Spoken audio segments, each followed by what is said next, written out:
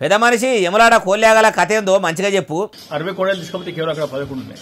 మరి 49 కోడలు ఎక్కడ పోయినాయి అర్థమైతలేదు. మరి మిస్యూజ్ జరుగుతుంది కనుక అవి కలయబాలకు అవుతున్నాయా, నిజంగా రైతులకు అవుతున్నా కూడా చూడాలి. ఇచ్చిన దాని మీద కూడా ఎంక్వైరీ చేసుకునే పరిస్థితి లేదు దేవాదేశాలు.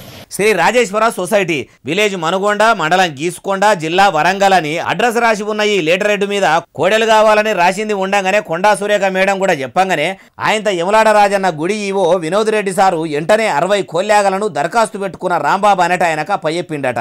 ఆయన్నేమో వీటిని అంగట్లకు తీసుకుపోయి అమ్ముతున్నాడని జనగామ జిల్లా స్టేషన్ కనుపూర్లో బజరంగ్ దళోళ్ళు పోలీసులకు ఫిర్యాదు అయితే గీసుకొండలో కూడా ఆ రాంబాబు మీద కేసు అయింది. మరి 49 కోడెలు ఏడికి పోయినాయి, అవిటిని ఏడగట్టేసిండ్రు, వ్యవసాయం చేసుకునేటోళ్లకు దానం ఇచ్చిండ్రా, ఎవరన్నా ఓసుక తినేటోళ్లకు అమ్మిండ్రా అని ఎంక్వైరీ చేస్తున్నారు. అయినా కొండా సురేఖ మేడం అనుచరుడు అడిగితే అట్లా కూడా ఆలయం జీవో వినోద్ రెడ్డి సారు అన్ని కోడెలను ఎట్లా నమ్మి ఇచ్చిండు అంటే మంత్రి గారి మెప్పు పొందేదందుకే ఇంత పెద్ద తప్పుకు కారణం అయ్యిండు అంటున్నారు.